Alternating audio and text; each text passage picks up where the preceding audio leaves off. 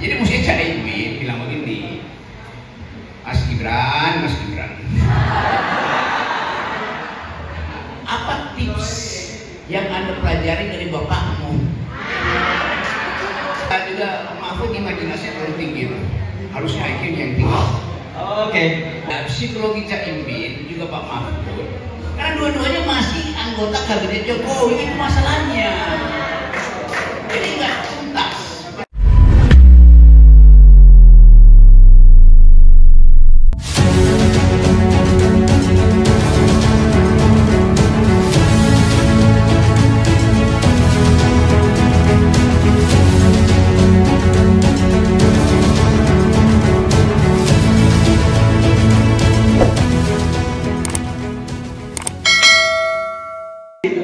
Kalau saya ditanya bagaimana mengatur soal regulasi di undang-undang karbon dan sebagainya, bukan hanya karbon dan itu.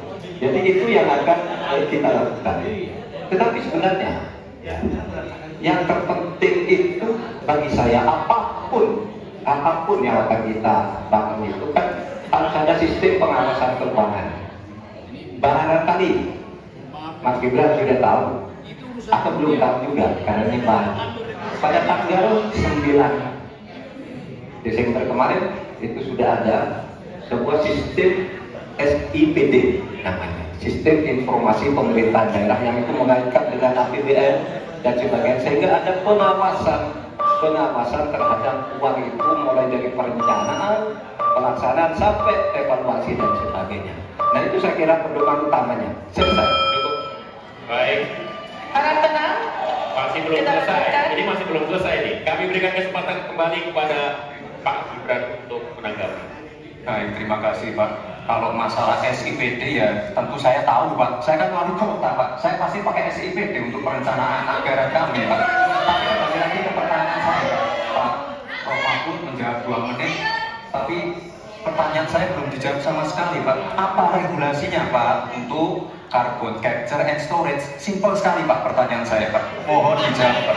Dijawab sesuai pertanyaan yang saya tanyakan Pak. Gak perlu ngambang kemana-mana Pak.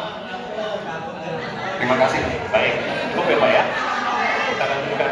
Silakan Pak Mahfud. Jadi begini Mas Gibran, di dalam ilmu hukum, misalnya saya tanya kepada Anda sekarang ya, bagaimana cara membuat aturan tentang anggaran nasional? Anda pasti tidak tahu.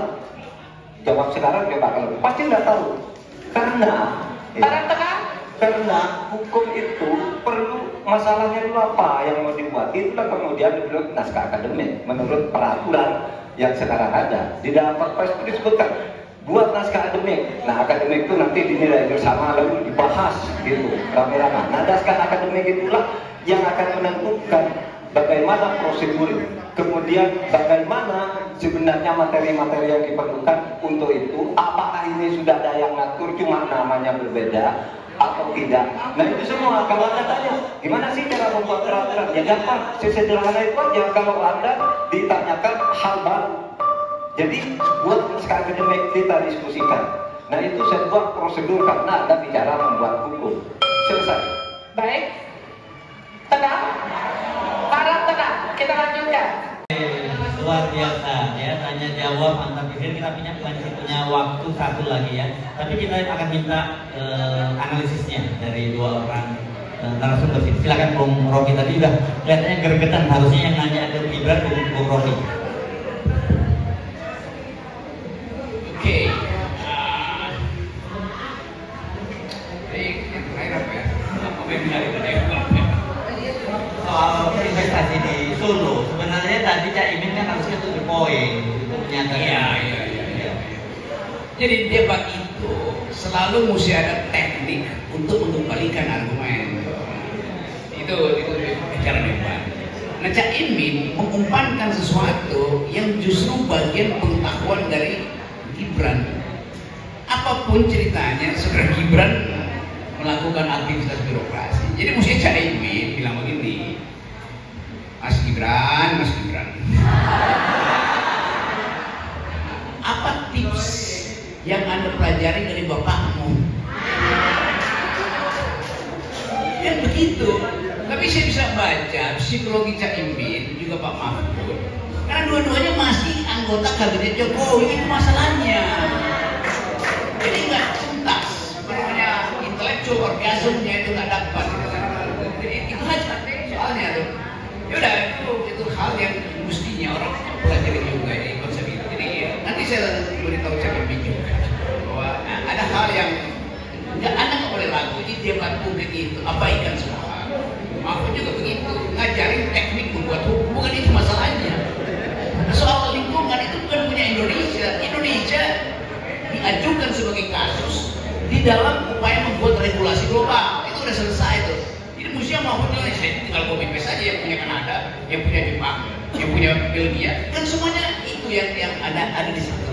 Jadi terlihat bahwa memang kapasitas untuk memikirkan bangsa memerlukan IQ bagus, memerlukan kecepatan berpikir. Nah, kita pelajari itu. Mudah-mudahan yang ketiga dievaluasi betul-betul. Dan saya sudah terangkan kemarin di FNN bahwa nanti Gibran akan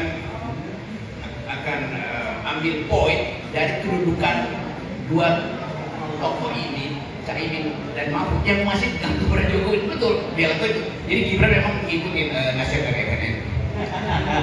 Tapi sekali lagi, juga kita tahu Gibran menghafal, itu masalahnya kan yang otentik di situ kan. Jadi dari awal kita tahu bahwa ya kita nggak lihat debatnya sebetulnya, kita tunggu siapa yang KO lepas dari isi substansinya.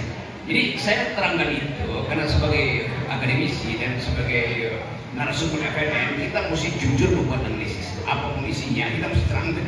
Bagian ini kacau, bagian ini oke. Tadi Caimin masih mampu untuk membalikkan konsep dia, bukan soal Jakartanya, tetapi modeling itu yang bisa dimaksudkan, dan dengan memanfaatkan kapasitas yang sudah ada di 40 kota yang mirip Jakarta kira-kira. Jadi tinggal didorong sedikit soal itu.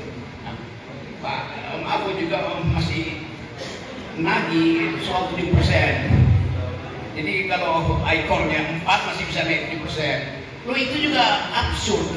Karena dunia ini bahkan di proyeksi akan turun yang 4,5 bahkan 3,5 itu. Tiba-tiba Indonesia 7 itu. Lalu dari mana ceritanya tuh sumber untuk menaikkan pertumbuhan itu kan. Jadi kadang-kala juga Mahfud imajinasi terlalu tinggi. Harusnya IQ-nya yang tinggi. Oke, Bung Sri Mulyani masih ada waktu untuk menambahkan. Saya ingin menjelaskan kenapa Caimin seperti yang kita lihat barusan.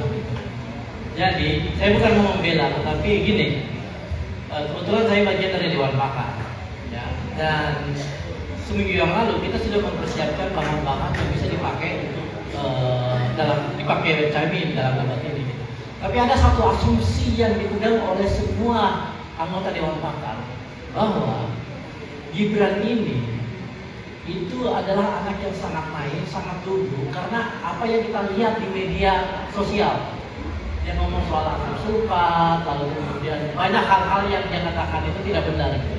Jadi kita beranggapan bahwa anak ini memang punya kemampuan yang relatif rendah, ya kan? Nah, kita pingin supaya Caimin itu tidak menyerang Gibran. Kenapa? Karena kalau dia diserang, dia akan mendapatkan simpati dari orang-orang. Dan itu kecenderungan orang Indonesia. Apalagi ketika dia lihat ada anak muda diserang dua bapak-bapak gitu, dan dia sepertinya terjebak, orang akan memberi simpati ke dia gitu. Nah itu asumsi yang kita pakai minggu lalu, dan kemudian terbukti salah. Ya kan ternyata dia cukup cemerlang. Ya. Walaupun tentu masih banyak hafalan-hafalan yang tidak bisa dia sebutkan itu. Tapi saya mau bandingkan, saya ini tadi mungkin terlalu sopan untuk bertanya. Tapi yang saya kasihan sebenarnya Prof. Mahfud. Dia tidak tahu pertanyaannya, dia tidak ngerti itu apa yang namanya carbon capture.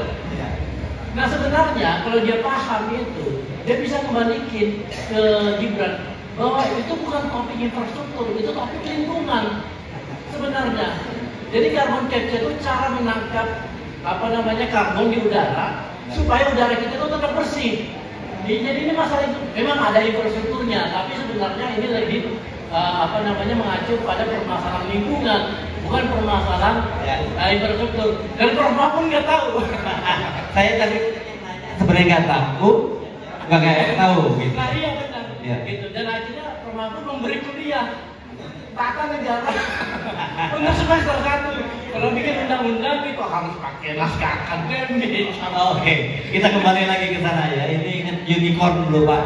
Pak Mahfud nanya unicorn ke Pak Jokowi dan sama-sama Pak Jokowi nanya unicorn ke Pak. Sama-sama nggak tahu juga sebenarnya.